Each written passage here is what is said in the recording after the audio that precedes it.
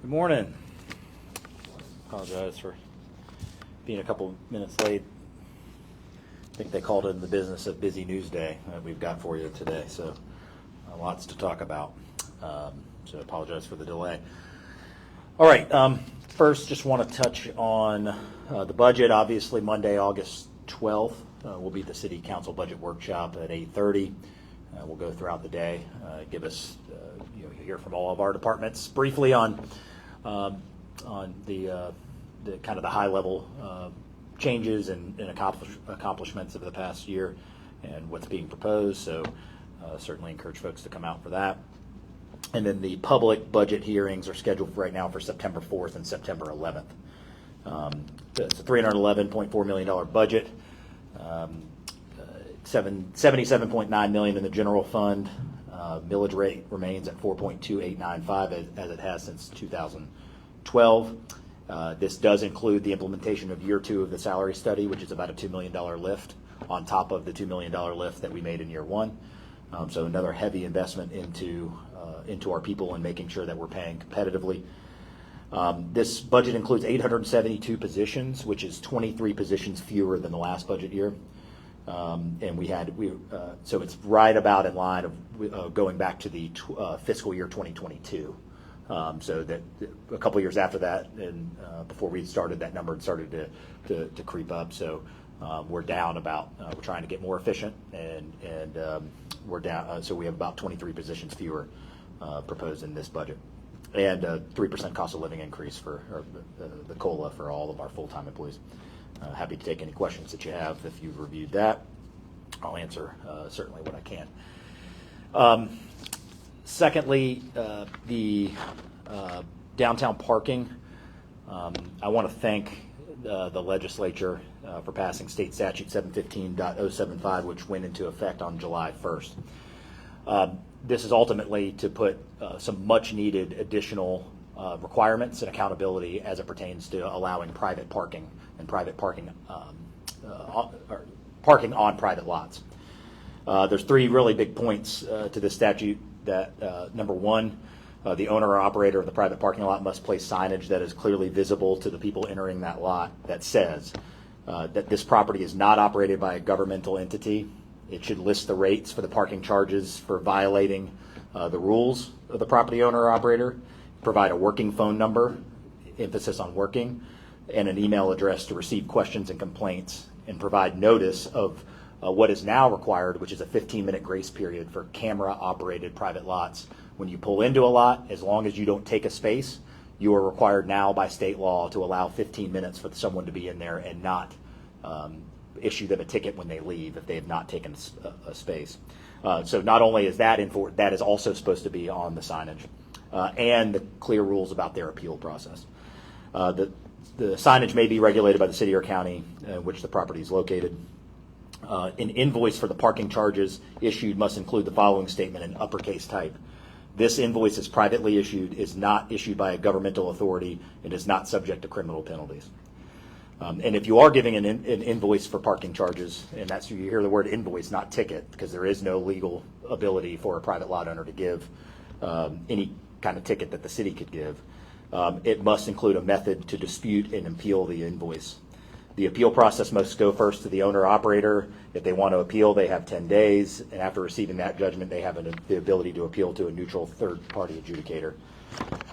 We are currently looking into how to codify this within city and make sure that and explore every option that we have to hold private lot owners accountable to following these rules. These rules have been on the books of July 1st. We have not seen one lot in compliance of this yet, and we're now 30 days in.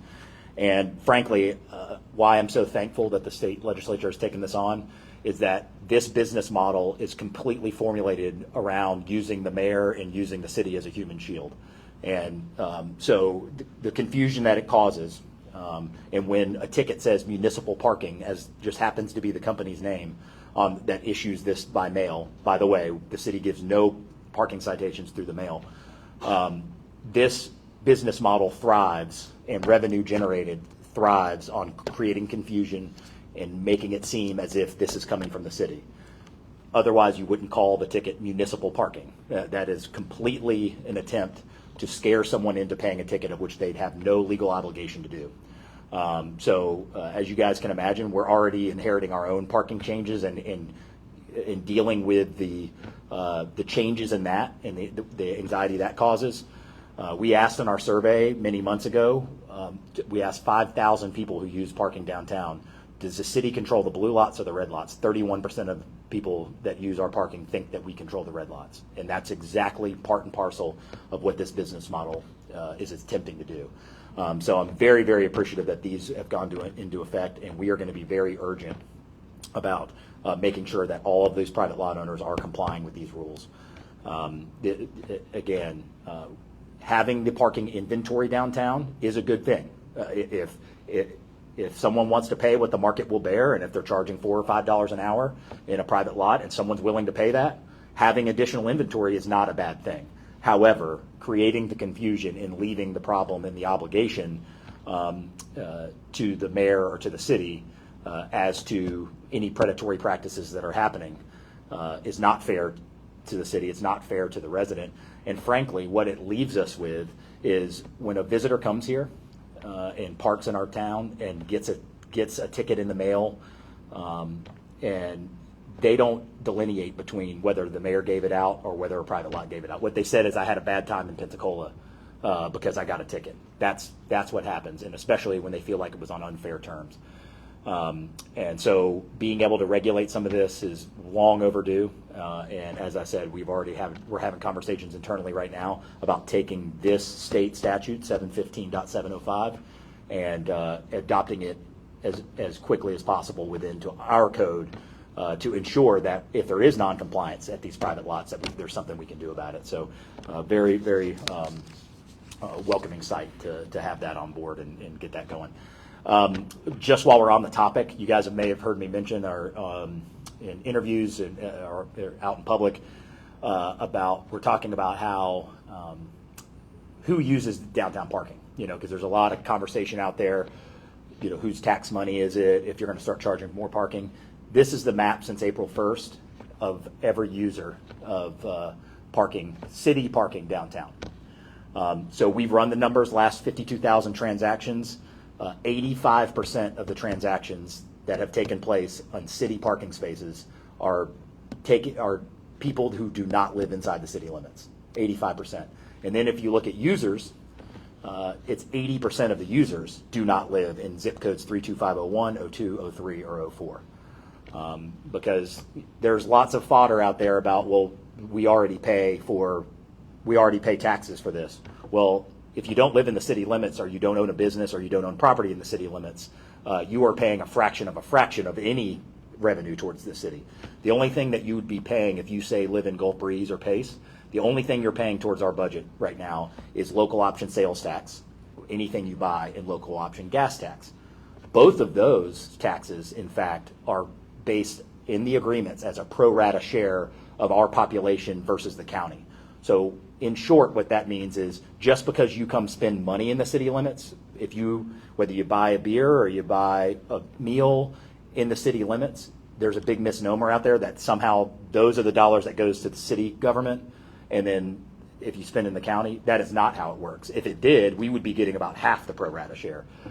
In fact, we have 55,000 people that is divided into 350,000 people of the entire county. So it doesn't matter where you spend money in Escambia County. We get only the population's pro rata share of the local option sales tax and the gas tax. So whether you spend money in the city of Pensacola or you spend money on Pensacola Beach, we get the same amount of money, amount of revenue is generated from that citizen. It doesn't matter where that money is spent. So the truth is, if anybody who's going to make the argument that we already pay taxes for this, the first question that needs to be asked is, do you live in the city or do you own property in the city? And why we're doing this as a user fee is because my duty is to the 55,000 citizens who live here, and I don't think it's fair for the 55,000 citizens who live here to be saddled with every infrastructure improvement when this is who's using downtown, this is who's using our streets. And if these people from all over the country, all the way to New York to Connecticut, and this is by their billing zip code, this is not license plate, this is where their credit card bills go to. is if these people are all using it, and you go to any city that is charging for parking, most any city our size charging for parking, then I think it's fair to ask the same way that the beach has a tax, the same way that you go to Charleston, there's a hospitality tax. This isn't a tax. This is even better. This is a user fee. If you don't come downtown, you don't pay.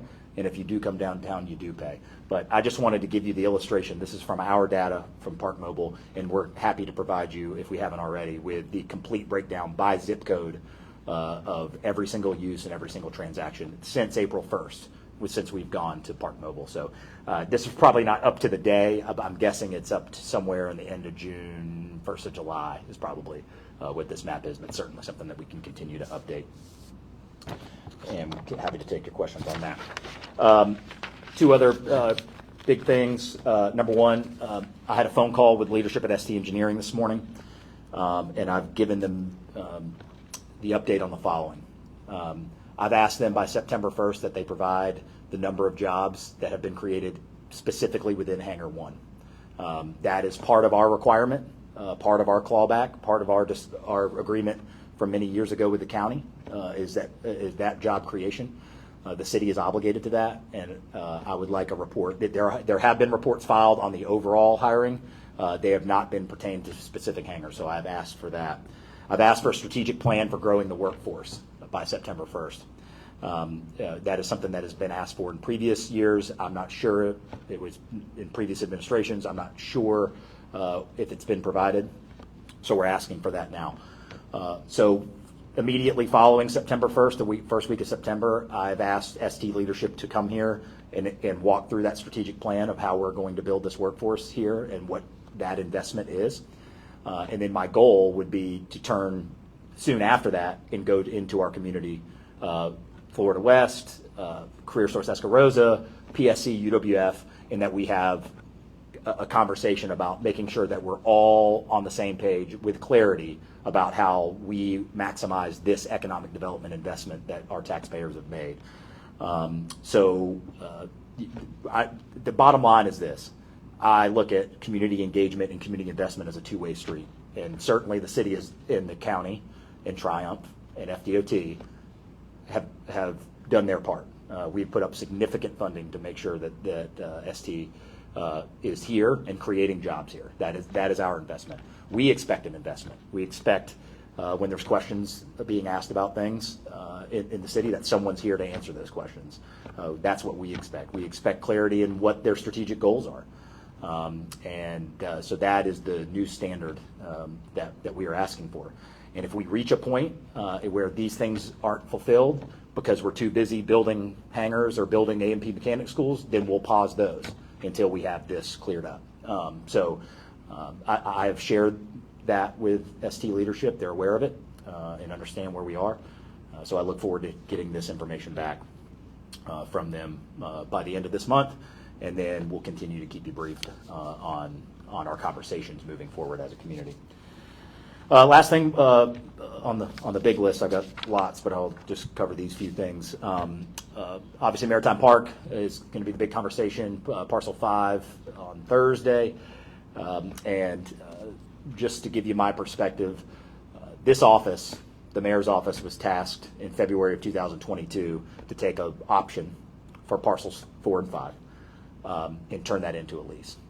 That option was approved by that particular council. The vast majority of that council still remains. And what I'm very proud of, and proud of our Adam in our city attorney's office, Andrew Rothfeder, myself, is we were handed that option, and what is being put in front of this council on Thursday is a significant financial improvement for what was already approved by this council. Significant.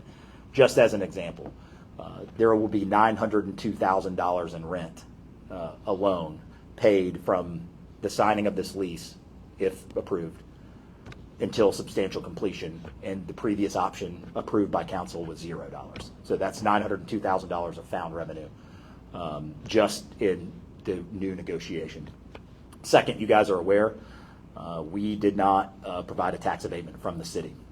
The original tax abatement was 75% of the project for the first 10 years and 50% of the project, or 50% of the value for the next 10 years. We are providing no city tax abatement, and we can show our math if you'd like, but ultimately, to boil it down concisely, the Senate Bill 102, as proposed in this lease, if that comes to reality, 40% of those units being at 120% AMI or less, if you were to extrapolate that tax abatement that is we're preempted by the state on, and you were to put it over the entire project, it's a 15% tax abatement that needs to be approved annually.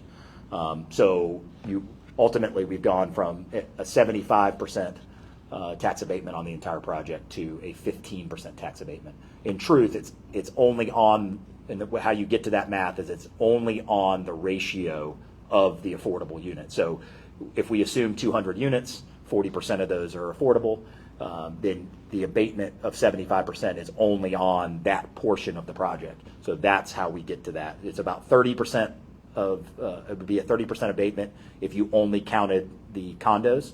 But when you put in the hotel, of which they will have no abatement, when you put the hotel aspect diluted down for the entire project cost, it's about a 15% tax abatement. So we're talking about hundreds of thousands of dollars annually in increase. And, the big elephant in the room is no $25 million parking garage. And if you go back and watch the meeting in 2022, there was a lot of conversation about how we were going to fund it. And if you look at the pro forma from 2022, we were 6 figures in the red for years because of the need to build that parking garage.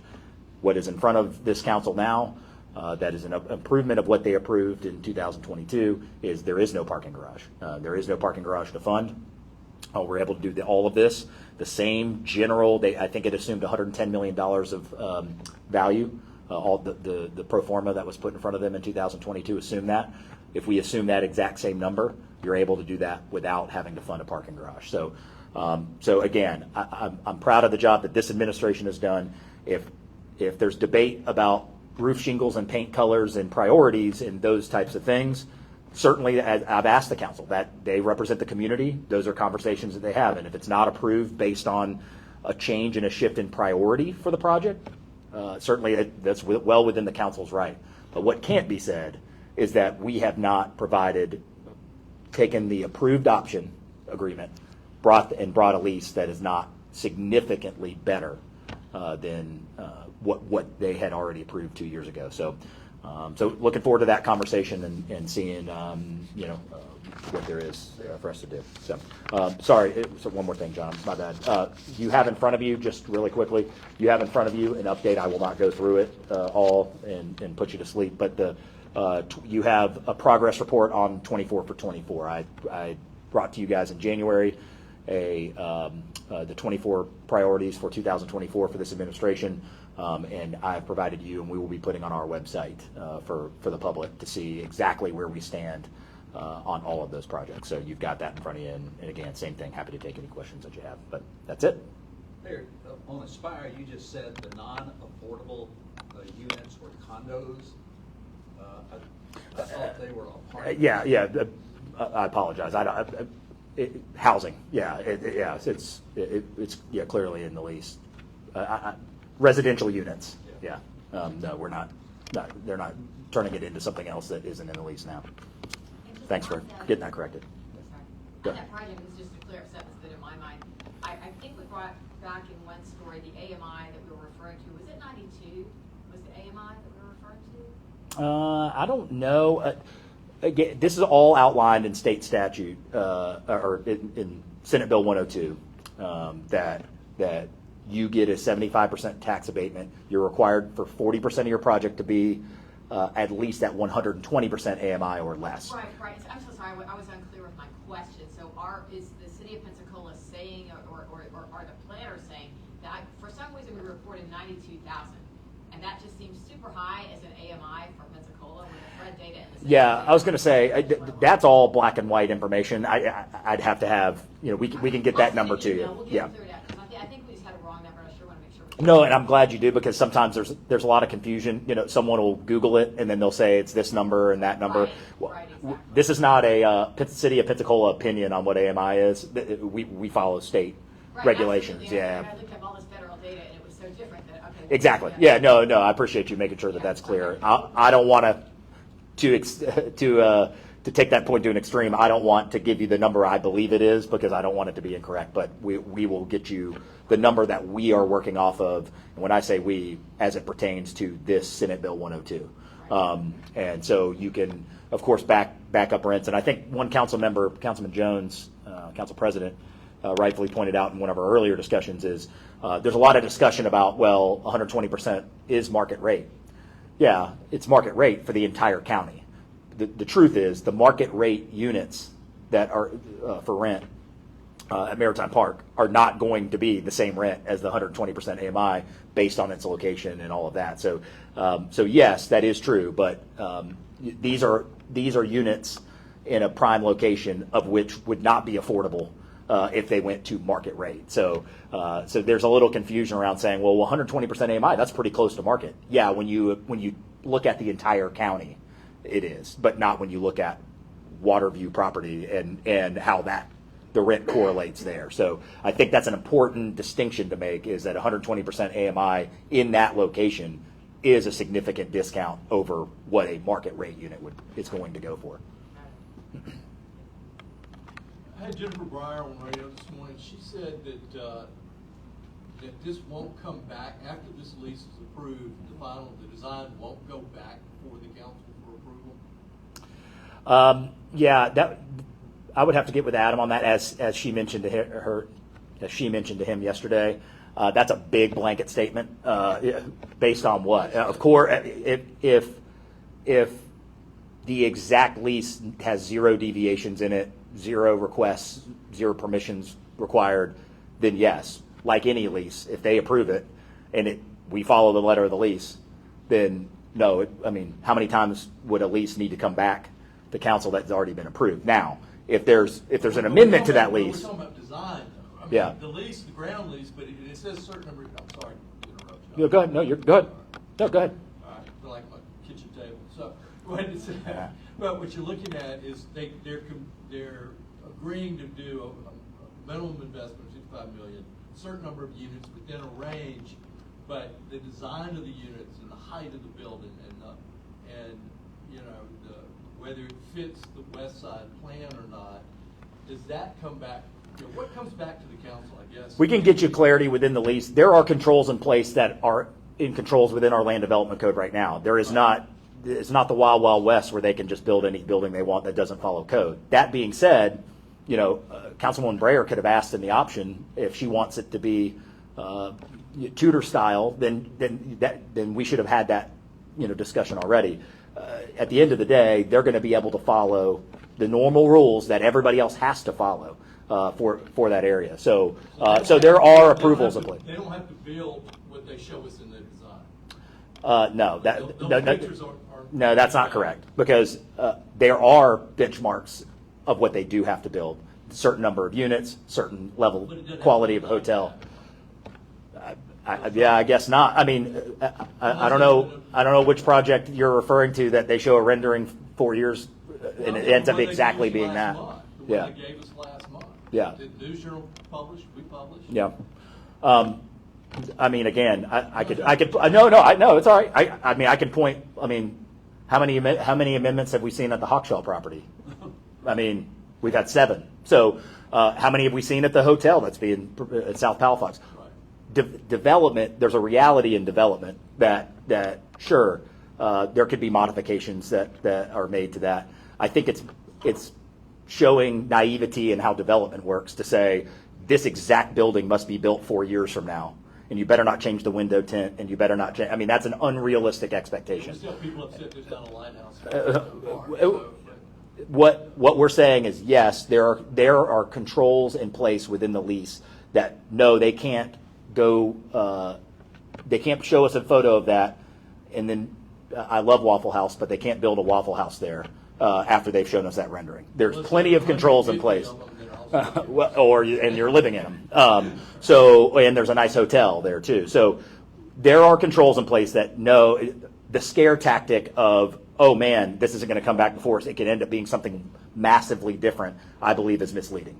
There are controls in place, number of units, certain quality of hotel, But we also have to be realistic in the constraints that you're going to put on if Councilwoman Breyer would like to propose to leadership, they'll be here Thursday. That if there's a certain shingle she wants them to use and could commit to, I think that's okay. She should share that. But I didn't see that in the option I inherited. I didn't see what we said is we said the West Main Master Plan. As a matter of fact, if you go back and look, the initial Inspire proposal, height has come up, which, by the way, they are given no variances from the city, no height allowances from the city. All of the height that's there is contingent on the state law, as you know, we're preempted by. If you go look at the original Inspire proposal that was ranked, it actually alludes to two 21-story buildings. So whether you agree or disagree with the height, this is not, it's misleading to say that this is a foreign concept that's never been discussed. Now, they're not getting anything from us on that. And as a matter of fact, if they don't get the Senate Bill 102, this thing's dead in the water unless there's an amendment or a renegotiation, which, of course, would come back to council. So that's what I mean is, it sounds scary to say, oh, man, we're not going to get to triple approve this lease. But that gives off the presumption that there's no controls in place and they could show a photo and then we'd never see anything again. Not the case. There are certain guidelines of which they'll have to follow, including our code that sits out there right now. And they'll go through development review? I don't want to misspeak. Okay. Yes, there's the same controls in place that would be for anybody developed. Whether Justin Beck built that building, whether Quint Studer built that building, all of the same things would apply. I really mean this. I don't know. Did we put any design controls on those buildings, unique to that parcel? I don't think. I never heard that. That would have just been as a news gather, as listening to the news. But I don't know why this one would now have some very, very specific, unique architectural needs that we didn't put as the same standards on other parcels of the property. Fair enough. Mayor, Inspire is looking at Live Local for financing and abatements on this. Live Local preempts the city on a wide range of zoning requirements. The West Main Master Plan is memorialized in a zoning category. So would it be reasonable to think that if it does approve Live Local, that it really doesn't have to meet the West Main Master Plan? Well, again, it depends on what aspect of the West Main Master Plan. For folks adversarial to the project, the West Main Master Plan is used as that there is real specificity of paint colors and shingles, and there's a general guideline of development so the argument that their decisions were made in absolutes, parcel by parcel. I think there's a spirit of what the development should be, but to your question, John, Senate Bill 102 would preempt. Right now, it says 6 stories above is our code is 6 stories above parking is what is the maximum allowed. They're proposing higher than that, of which we have no control over. So that wouldn't be any different anywhere. Welcome to state preemption. I mean that I think they're. So yeah, will they be able to have some liberties that they wouldn't otherwise get in the city? Yep. I mean that's what we're proposing. That would seem to put a new burden on the Architectural Review Board in their deliberations of a proposed design.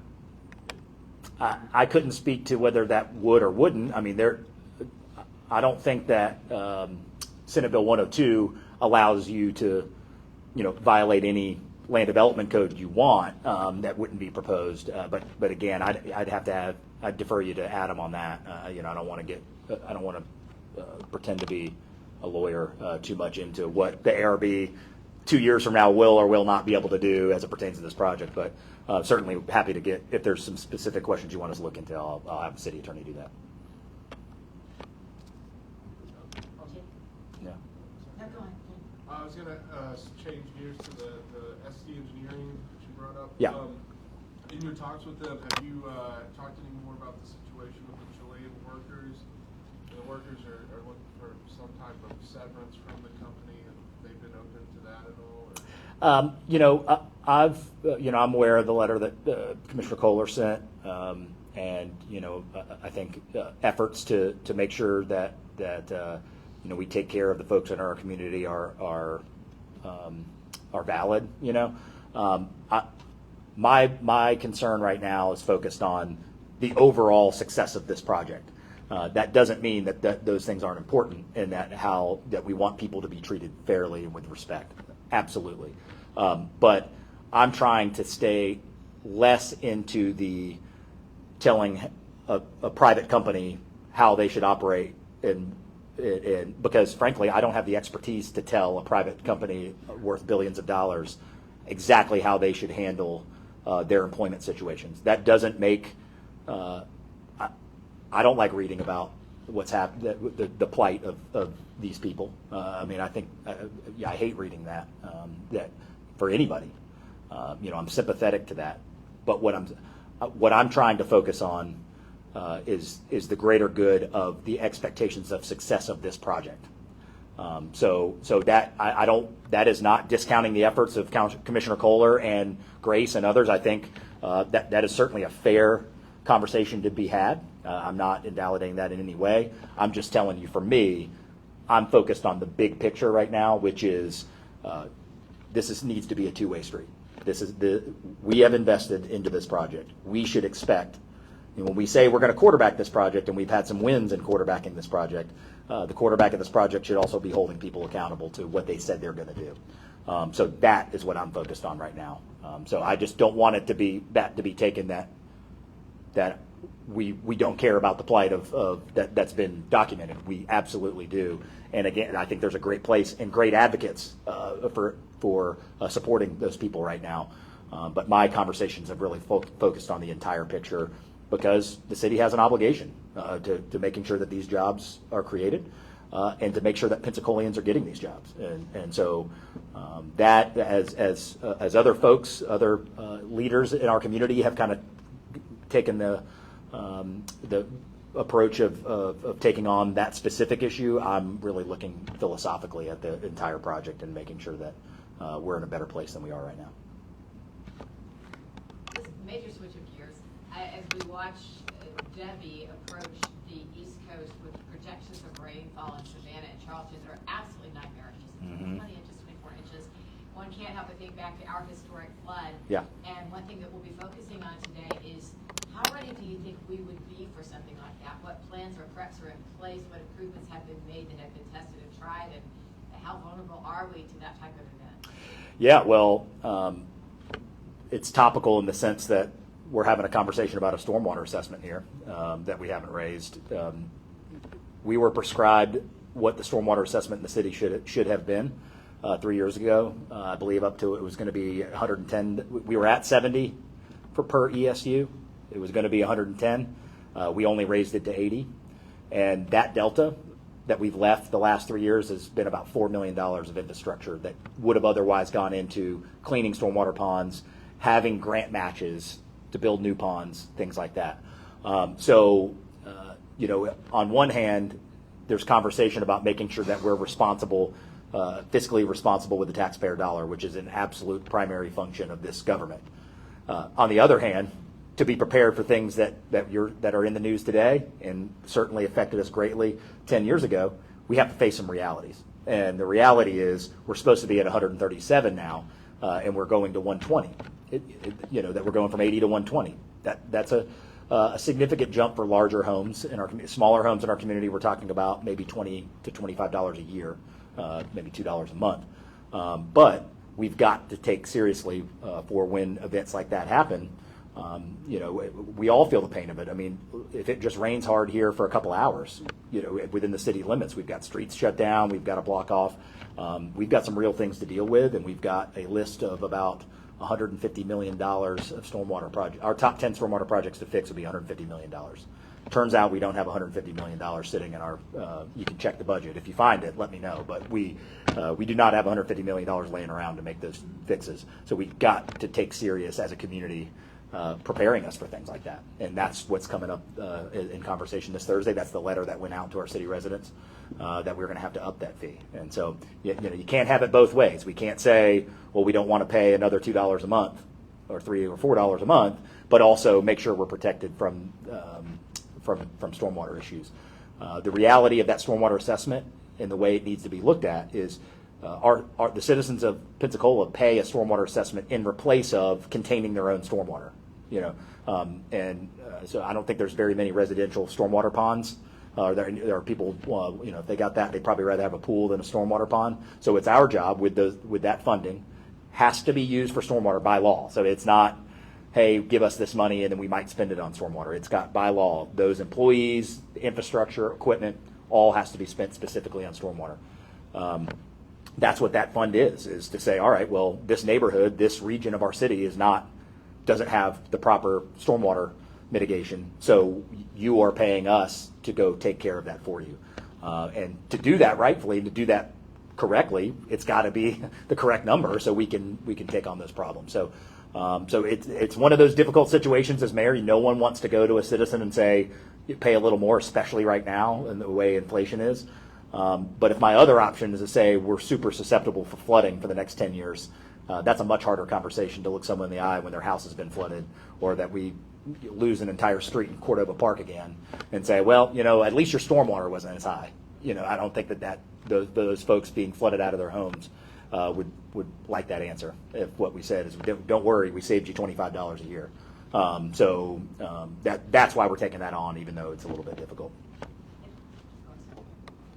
Mayor, is Park Mobile contracting with private lots in the city now? Yeah, let me help clarify with Park Mobile. Let me interrupt you. The reason why is you've got several private lots that now have the green Park Mobile logo on it. Yeah. And describes in the signage market rates, not the city's rates. Yeah. So, I appreciate that question because it helps us clear up confusion. Think of Park Mobile. Park Mobile is an app of which any human being can call Park Mobile, whether it's your driveway or you're the city or a private lot. Park Mobile does no enforcement. They do no lot management. They are simply the technology to take money. So I appreciate the question because I think people believe that because we moved to Park Mobile, the city has some kind of exclusivity that only city lots can use Park Mobile. We can't stop any private lot owner from using Park Mobile. It's the number one, in terms of volume, it's the number one parking app in the United States, the number one parking app in Florida by far. So if a private lot wants to use Park Mobile, generally I think that's a good thing. If in a perfect world, whether you were at a public or a private lot, if we were all using one app, wouldn't our life be a little bit easier? So I don't discourage private lots from moving to Park Mobile technology that makes a transaction for a resident or a visitor more seamless. However, that's why the legislation I just mentioned is vitally important, because to your point, if that creates more confusion as it pertains to, because it's on the same app, then this signage and this legislation will allow us because now it doesn't matter what your sign could be black, could be green, could be red. It doesn't matter. At the front of that parking lot, it's going to say this litany of things that you are now required by state law to say. So hopefully that will help deter the human shield business model that we're in right now, which is create confusion, make it seem like it's the city when I send you a ticket in the mail, so you are more inclined to pay it, even though they have no legal recourse. Anybody writing tickets that's not the city has no legal recourse to make anybody pay. The only recourse they have is if you go back and park in that lot again, they put a boot on you. But other than that, can't check your credit, can't take your money. You can pay it if you want, or you can not pay it if you want. It's a suggestion. It's not an actual ticket. But the confusion has helped the operators and lot owners thrive, but it's come at the cost of eroding the downtown experience. And so this will help continue to delineate. So if you want to park in a private lot, and by the way, John, one conversation we've had a lot lately is people saying us going from 50 cents to $1 and saying, oh man, that's going to hurt downtown business owners. First of all, we met with downtown business owners and they're all in full support of this because they know that we're growing. And they know that if there's more infrastructure costs, I think they would rather have it come on the backs of the 85% who don't live here that are using it than it would be from them as property owners. So I think they understand that. And so there's a lot of people out there speaking for downtown business owners. I don't see any downtown business owners. Wouldn't you think that they'd be out protesting the change from 50 cents to $1 if they thought it was going to affect them. So, and by the way, I have a little experience being a downtown business owner when parking on Garden Street went from free to paid. When I opened my business, it was free, and then it changed to 50 cents. Every space in front of us went to 50 cents an hour. But it affected our business. I can't speak for other businesses. It affected our business zero. I mean, we saw no loss in revenue, and we'd get a couple complaints because someone got a ticket right before 7 o'clock. But other than that, I can speak from a personal experience that we saw no revenue change because of paid parking. But one of the conversations that comes up is, well, now we go to $1. Now it's gonna hurt downtown. Well, we know that's not true because we have private lots charging $5 an hour, 24 hours a day. So if that were the case, those lots would all be empty. These private lot owners would not be making hundreds of thousands of dollars a year. So if we go from 50 cents to $1, I know the market supports it because there are people in this community paying quintuple that price to go park somewhere right now. So we know the market can support it, and we think we're the best. You can park for 4 hours downtown for $4 on a Friday night. I think that's a pretty good deal. And what the citizens should expect is for us to do a good job of explaining what we do with their money, of which we will be doing. So, it is a change, but I still think it's one that's going to be good for our community. Follow up on that. It's only been a few days since it's come into effect, but have y'all seen any change as far as like turnover of spaces or anything like that? Well, data is not in real time. It'll take us, a little bit to look at that. We have not. I know I have not experienced, much feedback on any issues. We had some conversations with some of the Palafox Market vendors. Also, there's some. It was a good reminder for clarity of expectations. Even when the parking was free by Palafox Market, the idea was those vendors were supposed to be dropping stuff off and then moving. And then as time went on, it decided to be those were reserved spaces for vendors. That was never the intent from 10 years ago. But we want to do right. The market's great. We want to do right by our vendors. We want to do right, so there's some little nuanced things like that are kind of hitting, our desk, but nothing of any substance that so far we're concerned about. What I can tell you is I looked at April, May, and June, again, back to the point of this will hurt downtown. Before we expanded the paid parking, the additional 300 spaces. So I just looked at April, May, and June from when we went to $1 ultimately. We're up about 30% in transactions versus last year. So we doubled the price, 50 cents to $1 an hour, and we have 30% more people using our parking, using the same number of paid spaces. So again, someone may say that on social media, but the facts don't back that up. The facts don't back up that the market doesn't support it, or that this is going to hurt our downtown. And so we'll monitor that. If for some reason that changes, it is our job. It's Lisa and parking and my job to look at that and say, hey, we've tried this. This is working. This isn't working. We'll always adapt to make sure that it's the best case scenario for us. But we have not seen any indication right now of any slowing down of use of parking. We'll probably have more data to be able to share with you in terms of length of it does track length of transaction averages, and I think we're like at 3-point-something hours, as a whole. But that's the type of metric that we can keep an eye on, and what we should see is that number go down, and that would help us kind of presume that spaces are turning over a little bit faster. Mayor, I want to go to CRA's decision last night Yeah. to approve that ground lease Mm-hmm. for the motor lodge. Could you clarify the terms of the ground lease in terms of if the developer does not get this grant or the financing for the veterans or the military program? The language last night was we're back to ground zero. What exactly does that mean? Well, ultimately, either side's going to be able to walk away. From the 99-year ground lease? Correct.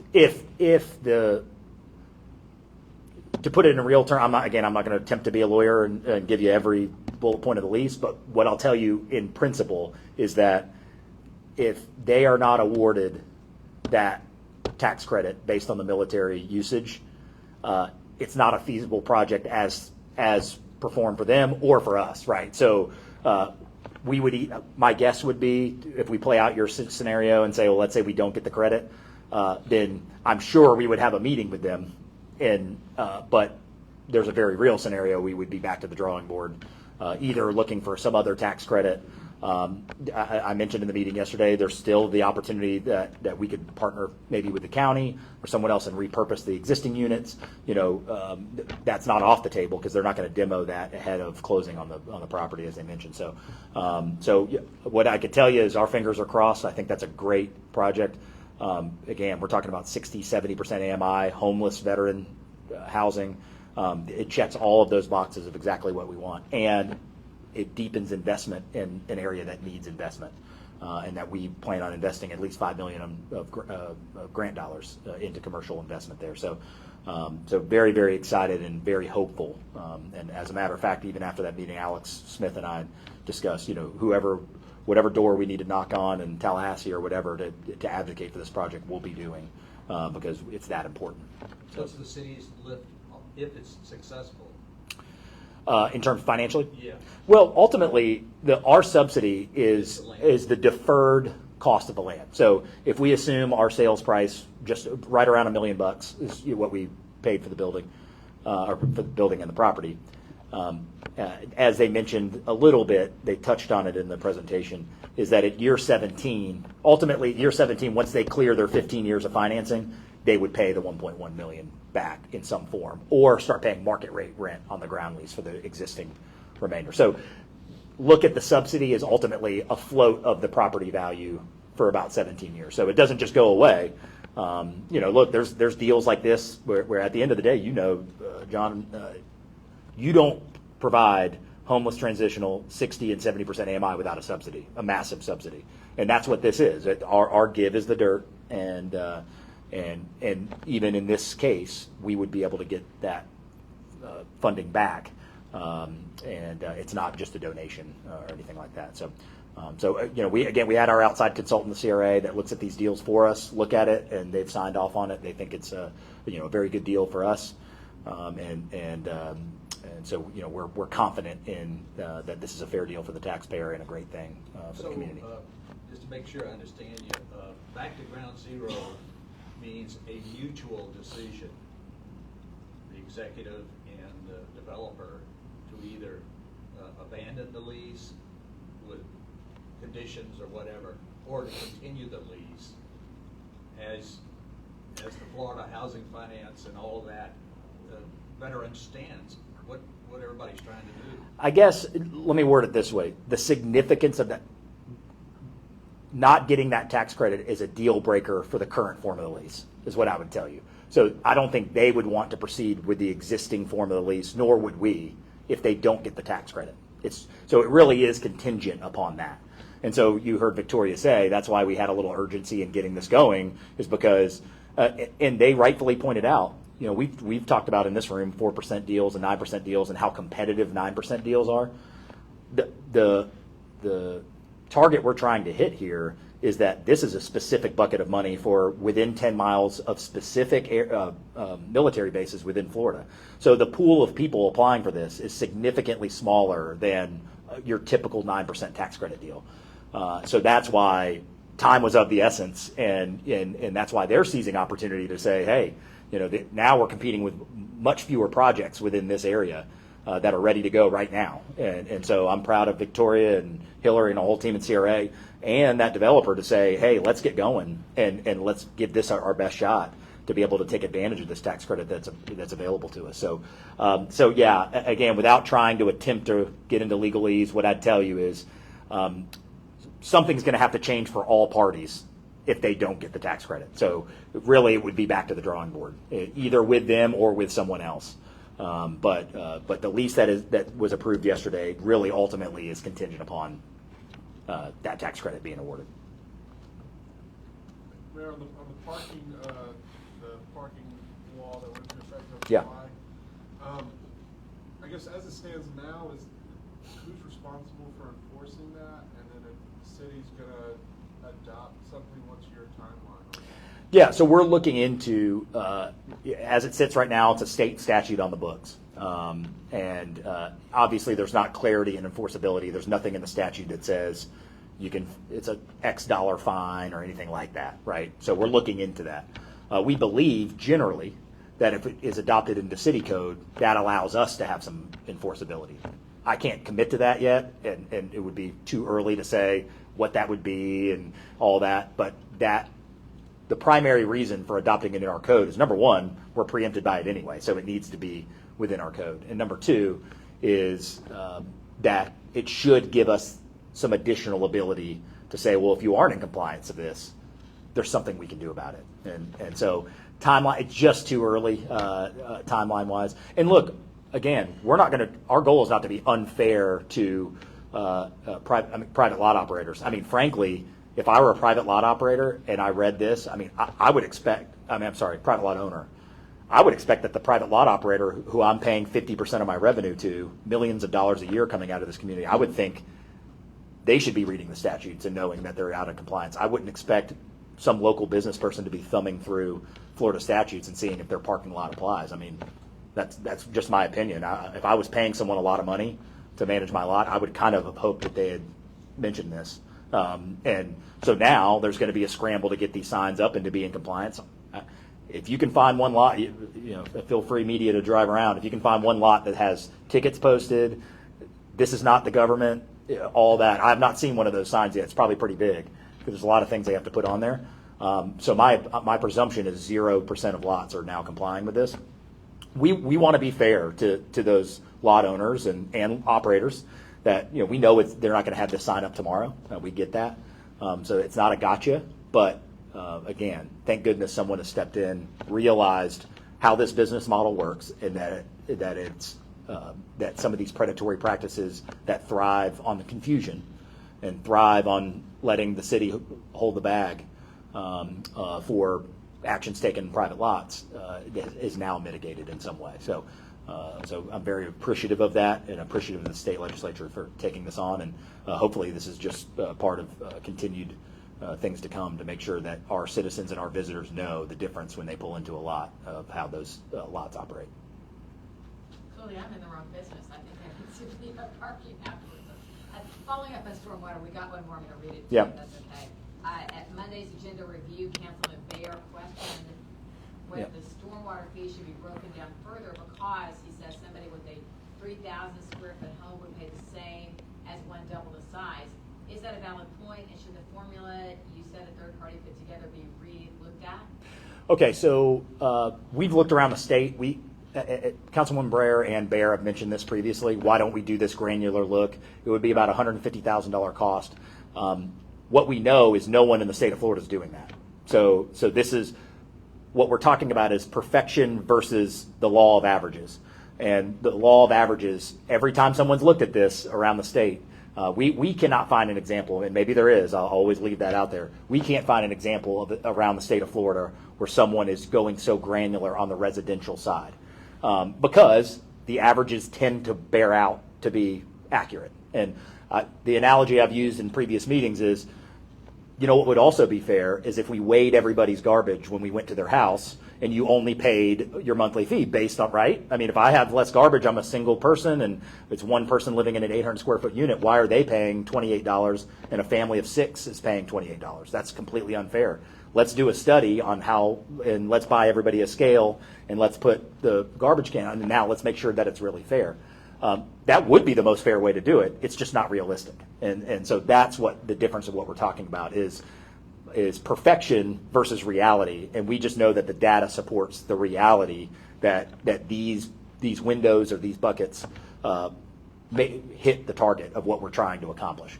Now, if, as Amy LeBoy mentioned, if we want to look at what those buckets are, if we want to go instead of 3,000 to 5,000, we want to go 2,500 to 4,500, those types of changes, sure. I mean, that's something we can have a conversation with our experts on and look at. But to go house by house is a practice in spending $140,000 to probably end up in the same location that we've been in already. And also understand the entire makeup of this stormwater assessment. The significant financial lift is on the commercial side. It's important to point out. We only think about the houses, but when this comes up. But in reality, if you look at the pie chart of revenue generated, it's the Cordova malls of the world that have huge impervious parking lots, where those are measured. Commercial sites are measured uniquely because of their size. So We just know that this law of averages, instead of weighing our garbage, just saying, here's the average, that concept is what we're using in residential, and we're pretty confident, based on the fact that we can't really find anybody doing what keeps being proposed by a couple council members. We can't find anybody doing it. So, I would say that's a good law of average as well, to say we're probably going down the right path. Mayor, on the meeting with Florida West County, UWF, PSC, and Career Source, to try to figure out how to provide the workforce that ST Engineering needs. Are you going to try to get the school system at the table? Yes. Yeah. Sorry, I should. I was giving examples of, not an exclusive list. I appreciate you saying that. I don't want anybody to think they are excluded. We'll get every pertinent, which I believe school district is one, every pertinent party at the table. And what I hope is that we've got clarity on all sides. Okay, ST Engineering, you're going to create this amount of jobs. What I don't want ST to say is that the community has not stepped up in a clear way to provide those opportunities in any way to. But then it works the other side too, which is now we've provided clarity as a community about what we're willing to do based on your feedback, ST. This is what you've told us you need us to do. We're going to go step up and do that. So now you are accountable for doing what you say you're going to do. Right now, it's just too ambiguous for us. We don't really, and I think that hurts ST, and I think it hurts us, and so they're in agreement that this is not something that they're fighting doing. I want to be clear. They understand it. I think it's, if we are to take this unfortunate situation that's affecting people who live here and try to turn this into something that helps the community as a whole, I do believe, and I think ST believes, that this is the right process to try to write that. So the goal is to say this community, this collaborative effort would produce a certain amount of candidates for hire, if whatever that demand is. So if they're needing, right now we don't know what we're producing. Well, we know we produced maybe 4 or 5. Right. So we need to figure out what they need and how many we can produce on a timetable that could change, but what we can provide them. Yeah, it's just time for mutually. I think it's time for us as a community and ST as a company to say, hey, you're going to create these 1,700 jobs. Tell us how we can best help that. How can we augment that? What should we be doing? We should. I think they deserve that. I think for us to be asking those questions as a community, just as much as we deserve as a community that they're held accountable to what they say they're going to do. And that's what I mean. Whether it's communication about an unfortunate situation with employees, or it's communication about the success of this project, this needs to be a two-way street, and it doesn't feel that way right now. And that's what I'm hoping to rectify by September 1st with information from them, and furthermore with us holding hands as a community and as a large investor or large business in our community, that that we all get on the same page. Anything else?